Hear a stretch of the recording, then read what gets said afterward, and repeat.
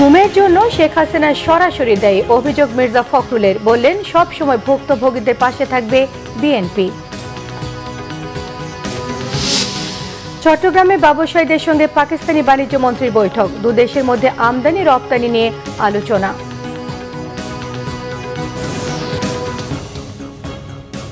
দেখছিলেন crown cement সংবাদ শিরোনাম। এবারে পুরো সংবাদ। পালিয়ে যাওয়া ফ্যাসিস্ট শেখ হাসিনা গত 15 বছরের হত্যা এবং গুমের সঙ্গে সরাসরি জড়িত বলে মন্তব্য করেছেন বিএনপি মহাসচিব মির্জা ফখরুল ইসলাম আলমগীর। তাই শেখ হাসিনা সহ গুমের সঙ্গে জড়িতদের সর্বোচ্চ শাস্তির দাবি করেছেন তিনি। চূড়ান্ত বিচার না হওয়া পর্যন্ত গুম হওয়া পরিবারের সঙ্গে থাকবে বিএনপি বলেও জানিয়েছেন মির্জা ফখরুল। পরে তার বাসায় যখন গেলাম তখন তার মেয়েটির বয়স মাত্র 6। সে ভয়ে কষ্টে দুঃখে আমাদের সামনে আসছিল না, এবং তার পরের বছর যখন আবার গেলাম সে একই দিনে, তখনও দেখলাম তার মা বলছে যে আমার মেয়েটা এখনো ওই দরজার দিকে তাকিয়ে থাকে, যদি তার বাবা ফিরে আসে না, আসার কথা নয়। আজকে প্রমাণিত হয়েছে যে হাসিনা এই হত্যাকাণ্ডগুলোর জন্য দায়ী, হাসিনা এই গুমের জন্য দায়ী। সুতরাং হাসিনার বিচার অবশ্যই হতে হবে, এই দেশের মাটিতে হতে হবে, এবং তার সর্বোচ্চ শাস্তি হতে হবে। কুমিল্লার পদুয়ার বাজারে লরি, প্রাইভেট কার এবং সিএনজি অটোরিকশার ত্রিমুখী সংঘর্ষে নিহত হয়েছে 4 জন। দুপুর 12টার দিকে ঢাকা চট্টগ্রাম মহাসড়কের সদর দক্ষিণ উপজেলার পদুয়ার বাজার বিশ্ব রোড এলাকায় দুর্ঘটনা ঘটে। পুলিশ এবং স্থানীয়রা জানান, পদুয়ার বাজার ইউটার্নে ঢাকামুখী লেনে একটি যাত্রীবাহী বাস উল্টো পথে এসে রাস্তা পার হবার চেষ্টা করছিল। এই সময় বিপরীত দিক থেকে আসা সিমেন্ট বোঝাই লরিটি বাসটিকে পাশ কাটাতে গিয়ে নিয়ন্ত্রণ হারিয়ে উল্টে যায়। এই সময় বাসের পেছনে থাকা একটি প্রাইভেট কার এবং একটি অটোরিকশাকে চাপা দেয় লরিটি। এতে ঘটনাস্থলেই প্রাইভেট কারের চালক সহ নিহত হয় 4 জন। এছাড়া সিএনজিতে থাকা 3 যাত্রী গুরুতর আহত হন। মুন্সিগঞ্জের সিরাজদিখানে প্রাইভেট কারের ধাক্কায় মোটরসাইকেলের 3 আরোহী নিহত হয়েছেন। রাতে এক্সপ্রেসওয়ের মাওয়ামুখী সার্ভিস লেনে দুর্ঘটনা ঘটে। নিহতরা হচ্ছে আওলাদ হোসেন, হাবিল এবং কায়ুম। হাসারা হাইওয়ে থানার ওসি আবু নাইম সিদ্দিক জানান, নিমতলা এলাকার মডার্ন গ্রিন সিটির সামনে শ্রীনগর থেকে আসা নিমতলাগামী মোটরসাইকেলের সঙ্গে প্রাইভেট কারের সংঘর্ষ হয়। এতে ঘটনাস্থলে নিহত হন মোটরসাইকেলের 3 জন। এর আগে 17 ঘণ্টার ব্যবধানে এক্সপ্রেসওয়ের 16 ঘর যাত্রী ছাউনির সামনে ঢাকামুখী লেনে প্রাইভেট কার উল্টে আরও 3 জন নিহত হয়।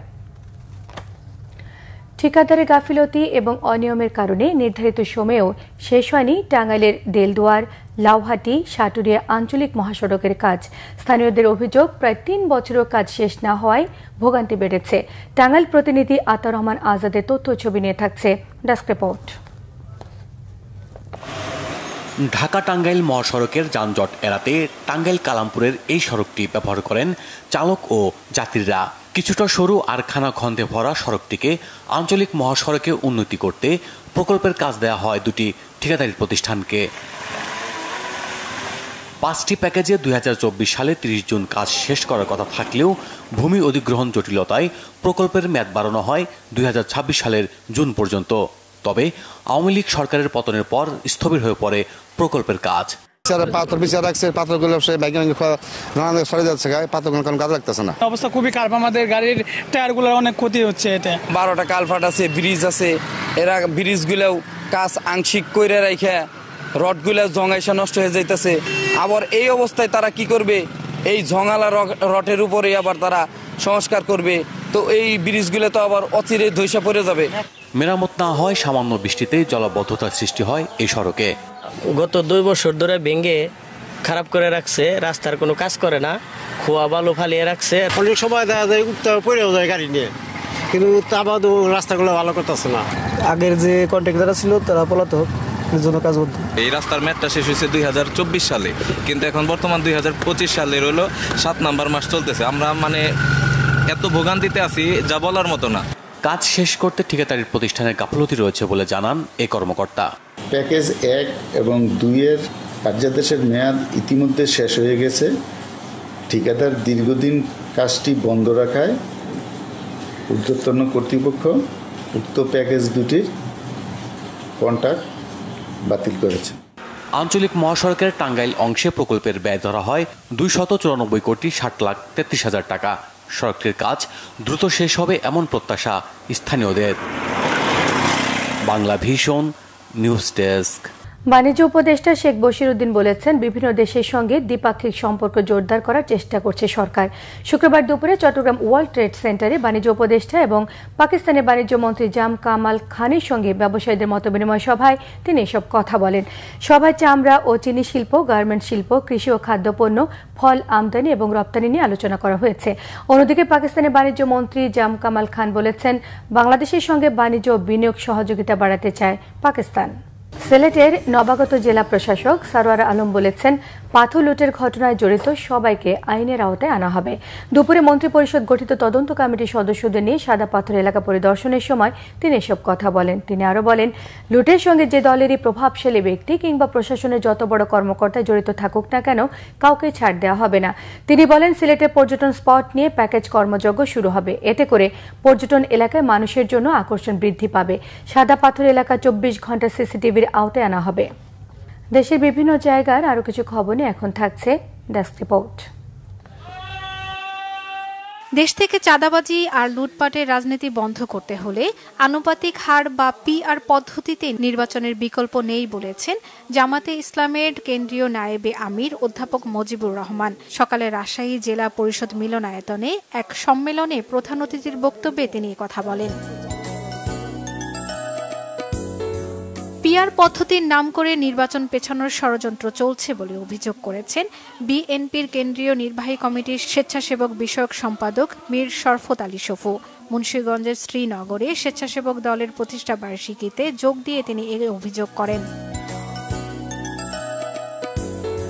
স্বেচ্ছাসেবক দলের প্রতিষ্ঠা বার্ষিকী উপলক্ষে র্যালি হয়েছে গাজীপুরের কোনাবাড়িতে। সেলিম রেজার নেতৃত্বে র্যালিটি ঢাকা টাঙ্গাইল মহাসড়কের কোনাবাড়ির নতুন বাজার থেকে শুরু হয়ে রেশম বোর্ডে গিয়ে শেষ হয়। পরে সেখানেই হয় সংক্ষিপ্ত আলোচনা সভা। ময়মনসিংহে বিএনপির নতুন সদস্য সংগ্রহ ও সদস্য নবায়ন কর্মসূচি শুরু হয়েছে। নগরীর শিল্পকলা একাডেমি মিলনায়তনে কর্মসূচিতে প্রধান অতিথি ছিলেন কেন্দ্রীয় বিএনপির সাংগঠনিক সম্পাদক শরীফুল আলম। কুড়িগ্রামের হাতিয়া ইউনিয়ন বিএনপির উদ্যোগে সদস্য সংগ্রহ ও সমাবেশ হয়েছে। হাতিয়া হাই স্কুল মাঠে এ কর্মসূচির উদ্বোধন করেন বিএনপি চেয়ারপারসনের পররাষ্ট্র বিষয়ক উপদেষ্টা পরিষদের সদস্য তাজবির উল ইসলাম। চাঁপাইনবাবগঞ্জে বন্যা দুর্গত এলাকায় স্থানীয়দের মাঝে খাদ্য সামগ্রী বিতরণ করেছে ঢাকাস্থ চাঁপাইনবাবগঞ্জ জেলা সমিতি। জেলার শিবগঞ্জ উপজেলার বিভিন্ন এলাকায় এ সামগ্রী বিতরণ করেন জেলা সমিতির সাধারণ সম্পাদক অ্যাডভোকেট দেলোয়ার হোসেন সহ অন্যরা। খুলনা মহানগরীর ৬ষ্ঠ থেকে ১০ম শ্রেণীর স্কুল পর্যায়ের বই পড়া কর্মসূচিতে অংশ নেওয়া শিক্ষার্থীদের মাঝে পুরস্কার বিতরণ করেছে বিশ্ব সাহিত্য কেন্দ্র।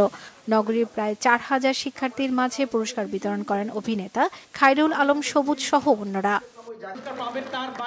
শর্মিলা কেয়া, বাংলা ভিশন নিউজ ডেস্ক। এই ছিল এখনকার মতো। পরের সংবাদ সন্ধ্যে ৭:৩০টায় দেখার আমন্ত্রণ রইল। ধন্যবাদ সবাইকে।